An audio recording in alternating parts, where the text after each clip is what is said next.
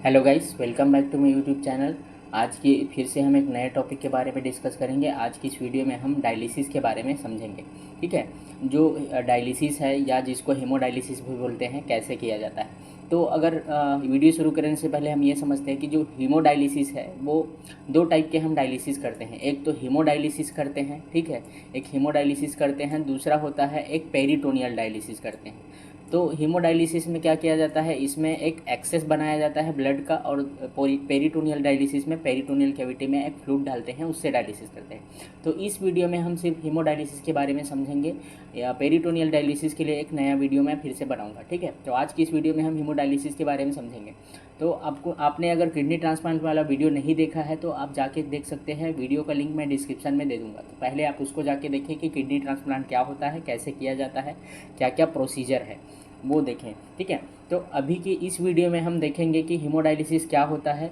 ठीक है, पर्पस क्या क्या होते हैं हीमोडायलिसिस करने के, और इंडिकेशन क्या क्या होता है, कब हम हीमोडायलिसिस परफॉर्म करते हैं पेशेंट में, प्रोसीजर क्या है, हीमोडायलिसिस कैसे किया जाता है, कॉम्प्लिकेशन क्या क्या देखने को मिलते हैं during haemodialysis, care of during haemodialysis. Haemodialysis के दौरान हमें पेशेंट को क्या क्या सुविधाएं देनी है, क्या क्या केयर प्रोवाइड करनी है, ये सब इस वीडियो में सीखेंगे। तो सबसे पहले हम समझते हैं कि हीमोडायलिसिस जो होता है वो क्या होता है। ठीक है, अगर हीमोडायलिसिस की मैं बात करूं तो हीमोडायलिसिस एक ऐसा प्रोसीजर है। ठीक है, हीमोडायलिसिस क्या है, haemodialysis is treating procedure of renal failure in which excretory substance are removed from blood and clean blood is return to the body. ठीक है, इसमें क्या होता है, जब किडनी प्रॉपर काम नहीं करता, किडनी प्रॉपर काम ना करने की वजह से क्या होता है, उसमें जो टॉक्सिक मटेरियल होते हैं, यूरिया, क्रिएटिनिन, ये सब क्या होते हैं, ब्लड में धीरे धीरे कलेक्ट होते जाते हैं। जो हमारा ब्लड है उसमें कलेक्ट होते जाते हैं। तो उस कंडीशन को ठीक करने के लिए हम क्या करते हैं, उस कंडीशन को ट्रीट करने के लिए हम हीमोडायलिसिस करते हैं। ठीक है, तो हीमोडायलिसिस एक ऐसा प्रोसीजर है जिसमें हम रीनल फेलियर के पेशेंट में जितने भी एक्सक्रीटरी सब्सटेंस है उसको रिमूव करते हैं ब्लड से। बोला जाए तो ये एक आर्टिफिशियल किडनी के जैसा काम करता है। आपको पता है कि जो ये किडनी होता है, यहाँ पे आप देख सकते हैं ये किडनी है। किडनी का मेन काम क्या होता है, बॉडी में जितने भी ब्लड होते हैं उसमें से जितने भी टॉक्सिक मटेरियल होते हैं, जैसे कि यूरिया होते हैं, क्रिएटिनिन होते हैं और बहुत सारी चीज़ें होती हैं, तो उसमें जितने भी टॉक्सिक मटेरियल है उसको क्या करने का, एक्सक्रीट आउट करने का काम किडनी करता है। और उसको एक्सक्रीट आउट करके यूरिन के थ्रू ये ब्लेडर में डालता है। ये ब्लेडर से यूरिन जो है एक्सक्रीट आउट होता है बॉडी से। ठीक है, इस टाइप सिस्टम होता है कोई भी जो टॉक्सिक एजेंट है उसको बाहर निकालने का। तो इसमें मेन रोल प्ले करता है ये जो हमारा किडनी के अंदर में नेफ्रॉन होता है, वो नेफ्रॉन क्या करता है, इसको फिल्ट्रेट करने का काम करता है।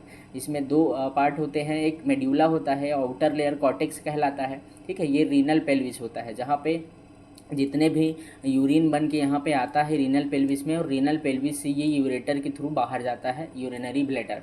इस टाइप का ये किडनी काम करता है, जिसमें नेफ्रॉन जो होते हैं, ये नेफ्रॉन जो होता है मेजर रोल प्ले करता है। ठीक है, ये नेफ्रॉन ऐसा होता है यहाँ पे, ये एक आर्टीरियोल होता है। आर्टीरियोल से ब्लड ऐसे जाता है। ब्लड यहाँ पे क्या होगा, यहाँ पे पोडोसाइट सेल प्रेजेंट होते हैं। यहाँ पे ये पोडोसाइट सेल से क्या होगा, ये यहाँ पे ब्लड फिल्ट्रेट होके यहाँ जाता है और आगे का प्रोसीजर नेफ्रॉन में होता है। ठीक है, तो आगे हम समझते हैं, अगला देखते हैं कि पर्पस क्या क्या होते हैं डायलिसिस करने के। ठीक है, डायलिसिस करने का हमारा मेन एम क्या होता है। ठीक है, तो डायलिसिस जब हम करेंगे तो हमारा पहला चीज़ क्या है कि removal of excretory substance from the patient body. Patient के जो बॉडी में जितने भी एक्सक्रीटरी सब्सटेंस है उसको रिमूव करना डायलिसिस करने का पर्पस होता है। ठीक है, दूसरा क्या है, making the body buffer system. जो बॉडी का एक बफर सिस्टम होता है उसको मेंटेन भी करना होता है। उसको मेंटेन करने के लिए भी हम डायलिसिस करते हैं। अगला, removing access fluid from the body. जो बॉडी में एक्सेस फ्लूइड है, एक्सेस फ्लूइड कलेक्ट हो गया है, उसके वजह से क्या होता है, एक्सेस फ्लूइड कलेक्ट अगर हो जाता है बॉडी में तो उस केस में हमको क्या देखने को मिलता है, बॉडी में एडिमा हो जाता है या स्वेलिंग हो जाता है, अपर लिम लोअर लिम में स्वेलिंग हो जाता है। तो उसको हम एक्सेस फ्लूइड को बाहर करने के लिए भी हम डायलिसिस करते हैं। Eliminating water retention, extra water अगर बॉडी में रिटेन हो रहे हैं तो उसको बाहर करने के लिए। और इलेक्ट्रोलाइट, मेन एम होता है हमारा बॉडी का इलेक्ट्रोलाइट बैलेंस करना। ठीक है, क्योंकि अगर इस टाइप के जो पेशेंट होते हैं, रीनल फेलियर के पेशेंट होते हैं, तो उसमें हमको ज़्यादातर एसिडोसिस देखने को मिलता है। एसिडोसिस में क्या होता है, ब्लड का पीएच और जितने भी बाई कार्ब लेवल है वो चेंजेस हो जाती है। तो उसको ठीक करने के लिए, और सोडियम पोटेशियम का जो लेवल है, इलेक्ट्रोलाइट का लेवल, उसको ठीक करने के लिए हम करते हैं। अगर इंडिकेशन की बात करें कि कब हम डायलिसिस करते हैं, ठीक है, डायलिसिस हम कब परफॉर्म करते हैं, किन किन कंडीशन में, तो सबसे पहला कारण है कि acute renal failure. Acute renal failure का पेशेंट है तो उसमें हम डायलिसिस करते हैं जब किडनी प्रॉपर काम नहीं कर रहा है। ये किडनी का काम मैंने बता दिया है, ठीक है। तो किडनी अगर प्रॉपर काम नहीं करता तो उस केस में हम क्या करते हैं, डायलिसिस करते हैं। दूसरा होता है chronic renal failure. Chronic renal failure के केस में भी हम डायलिसिस की ओर बढ़ते हैं। इसमें क्या होता है, डायलिसिस करने के बाद पेशेंट कई बार ठीक हो जाता है, ठीक है, क्रोनिक के केस में। और एक्यूट में क्या होता है, उसको कंटिन्यू डायलिसिस करानी होती है। यूरेमिया के केस में, यूरेमिया मतलब सेम वही है, अगर किडनी काम नहीं करेगा तो जो हमारा ब्लड होता है, ब्लड में क्या होते जाएगा, जितने भी टॉक्सिक मटेरियल है, लाइक जैसे कि यूरिया है, तो यूरिया क्या होते जाएगा, ये यूरिया क्या हो जाएगा, अकोमुलेट होते जाएंगे ब्लड में। तो इस कंडीशन को क्या बोलते हैं, यूरेमिया बोलते हैं। तो यूरेमिया के केस में ये जितने भी टॉक्सिक वेस्ट है उसको बाहर निकालने के लिए हम डायलिसिस करते हैं। Renal encephalopathy. रीनल इंसेफेलोपैथी में क्या होता है, जब हमने कोई किडनी डिजीज़ को देखा, किडनी डिजीज़ को ट्रीटमेंट किया और प्रॉपर ट्रीटमेंट अगर नहीं हो पाया, ठीक से ट्रीटमेंट नहीं हो पाया, तो वो रीनल इंसेफेलोपैथी कहलाता है, जिसमें हम इस केस में भी डायलिसिस की ओर बढ़ते हैं। Severe oedema. अगर बॉडी में सीवियर एडिमा है, सीवियर एडिमा है मतलब रीनल फंक्शन टेस्ट में गड़बड़ी है, जिसकी वजह से बॉडी में एक्सेस फ्लूइड कलेक्ट होते जा रहे हैं, तो उसको बाहर निकालने के लिए भी हम क्या करते हैं, डायलिसिस करते हैं। और मेटाबॉलिक एसिडोसिस। मेटाबॉलिक एसिडोसिस में क्या होता है, जो ब्लड होता है उसमें एसिड, और जो एसिड हमारा होता है ब्लड का नॉर्मल एसिड होता है, उससे अगर पीएच कम हो जाता है, ब्लड का पीएच कम हो जाता है, बाइकार्ब लेवल चेंजेस हो जाते हैं, ठीक है, ब्लड में PO2 और CO2 का लेवल बिगड़ जाता है, तो इस कंडीशन में हम क्या करते हैं, डायलिसिस की ओर बढ़ते हैं, डायलिसिस करते हैं। और नेफ्रोटोमी और यूरेमिक फ्रोस्ट, ये सब कंडीशन में हम पेशेंट को डायलिसिस कराने की सलाह देते हैं और डायलिसिस करते हैं, ठीक है। आगे बढ़ते हैं, प्रोसीजर समझते हैं कि डायलिसिस का प्रोसीजर क्या होता है। डायलिसिस के प्रोसीजर में सबसे पहला काम क्या होता है कि जो नर्स और टेक्नीशियन होते हैं वो इंसर्ट करते हैं 2 नीडल एक्सेस पॉइंट में, ठीक है। ये मान लो ये पेशेंट का आर्म है, ठीक है, ये ऐसा आर्म है, तो यहाँ पे 2 नीडल इंसर्ट करेंगे। 2 नीडल, अगर पेशेंट को फिस्टूला बना हुआ है, एक्सेस पॉइंट अगर बना हुआ है, एक्सेस पॉइंट मतलब जहाँ से हमको ब्लड बाहर निकालना है, तो ये मान लो एक नीडल यहाँ से मैंने इंसर्ट किया, और दूसरा नीडल जो है क्या करेंगे, दूसरा नीडल इसके अपोजिट डायरेक्शन में ऐसे इंसर्ट करेंगे, ठीक है। ये इस टाइप का हम करते हैं। इसको यहाँ पे जो फिस्टूला बना होता है उसको बोलते हैं एक्सेस पॉइंट। ये मान लो एक्सेस पॉइंट है, तो यहाँ से मैंने 2 नीडल इंसर्ट करूँगा, एक यहाँ से करूँगा और इसके एक अपोजिट डायरेक्शन में फिस्टूला पे करूँगा, ठीक है। अगला प्रोसीजर क्या होगा, अगला प्रोसीजर हमारा ये blood is remove from body through 1 needle and passed through tubing to a dialyser, ठीक। यहाँ पे हम देखेंगे तो यहाँ पे एक डायलेजर लगा होता है, ठीक है। यहाँ पे हम मान लो ऐसा एक डायलेजर होता है, ये डायलेजर है, ठीक। अब ये डायलेजर में क्या होगा, जो हमारा ब्लड है, ठीक है, पहला स्टेप तो हमने नीडल इंसर्ट कर दिया। दूसरा स्टेप क्या होगा, ये जो यहाँ से टॉक्सिक जो ब्लड है, जितने भी वेस्ट वाले ब्लड है, जिसमें जितने भी यूरिया है, क्रिएटिनिन है, वो जितने भी ब्लड है टॉक्सिक ब्लड, वो यहाँ से होते हुए ऐसे ये ट्यूब से होते हुए कहाँ पे जाएंगे, ये डायलेजर में जाएंगे, ठीक है। ये डायलेजर क्या होता है, यही मेन इसका पार्ट होता है डायलिसिस मशीन का। ये आर्टिफिशियल किडनी के जैसे काम करता है, ठीक, डायलेजर में जाएगा। अगला क्या है, the dialyser filtrate the blood, remove waste product, extra fluid. अब ये क्या करेगा, डायलेजर यहाँ पे काम करेगा। डायलेजर में बहुत ज़्यादा पतले पतले मेम्ब्रेन लगे होते हैं। ये डायलेजर क्या करता है, ये डायलेजर किडनी के जैसा काम करता है और अल्ट्रा फिल्ट्रेशन करता है ब्लड का। जो ब्लड होता है उसका अल्ट्रा फिल्ट्रेशन करता है थ्रू ऑस्मोसिस, ठीक है, डिफ्यूजन के थ्रू। इसमें डिफ्यूजन के थ्रू क्या करेगा, ये अल्ट्रा फिल्ट्रेशन करेगा ब्लड को, और ब्लड को अल्ट्रा फिल्ट्रेशन करने के बाद क्या करेगा, अगला प्रोसीजर हमारा क्या होता है, the filtrate blood is return to the body through the other needle, ठीक है।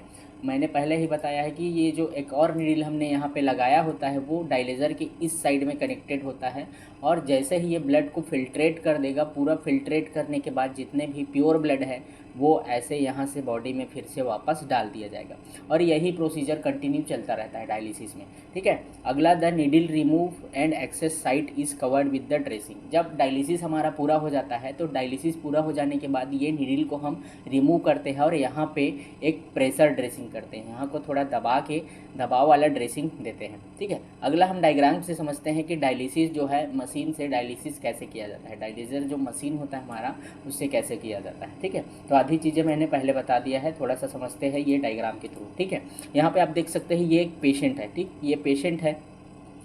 तो हम क्या करेंगे डायलिसिस करने के लिए, ये मान लो एक्सेस पॉइंट है, यहाँ पे फिस्टूला बना हुआ है, तो यहाँ पे 2 नीडल इंसर्ट करेंगे, एक इस साइड में करेंगे, एक इसके अपोजिट साइड में हम नीडल इंसर्ट करेंगे। अब ये नीडल इंसर्ट करने के बाद जब हम मशीन को ऑन करेंगे तो ये क्या होगा, यहाँ से जो ब्लड है, यहाँ से ब्लड यहाँ पे आएगा। ये प्रेशर मॉनिटरिंग होता है जो एट्रियल प्रेशर को मॉनिटर करता है, एट्रियल प्रेशर को मॉनिटर करेगा। ये आगे जाएगा, ऐसे बढ़ते हुए जाएगा, ये ब्लड जो है इधर आएगा। ठीक है, ये ब्लड यहाँ पे आ गया। यहाँ पे एक ब्लड पंप होता है जो पंप करता है ब्लड को, और ये ऐसे घूमता रहता है। ये जो पंप है ये ऐसे ऐसे घूमता रहेगा और ये ब्लड फिर आगे बढ़ेगा।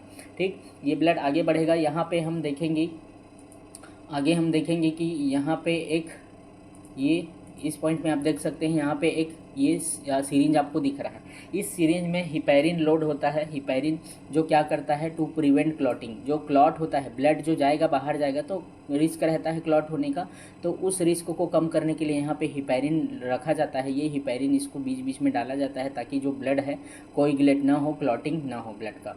ठीक, और ये एक यहाँ पे फिर से एक प्रेशर गेज लगा होता है जो क्या मॉनिटरिंग करता है, इन फ्लो प्रेशर मॉनिटरिंग करता है, जो यहाँ के फ्लो का है ये फ्लो को मॉनिटर करता है। अब ये यहाँ से ब्लड कहाँ पे जाएगा, ये डायलेजर में जाएगा जो एक आर्टिफिशियल किडनी के जैसा काम करता है। ये डायलेजर ही मेन इसका पार्ट होता है। यहीं से क्या करता है, ये जितने भी ब्लड में टॉक्सिक मटेरियल है उसको क्या करेगा, ये डिफ्यूजन के द्वारा अल्ट्रा फिल्ट्रेट करता है।